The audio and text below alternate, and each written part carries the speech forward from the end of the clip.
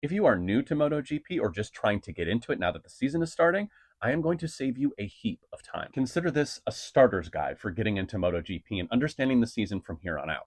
But there's going to be a lot more information coming all season long, so make sure you're clicking like, follow, share, mash all the buttons so you get all the MotoGP goodness you can handle. And some Moto America thrown in for good measure.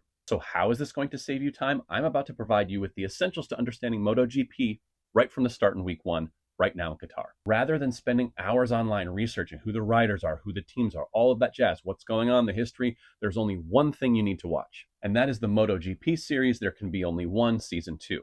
It is 5 episodes long. Each episode is about 25 minutes and basically tells you everything you need to know about what happened last season in MotoGP. The battles, the engineering, the team dynamics, who's hot, who's not, who's up, who's down, who's on their way out, who's going to be in there forever, the superstars of the future. Now, I have some gripes with the storytelling, but it's a pretty good watch, and it gives you a real good baseline to get into MotoGP. And if you didn't know, today was Media Day in Doha, in Qatar, for the first MotoGP weekend. And here's everything you need to know from the press conference.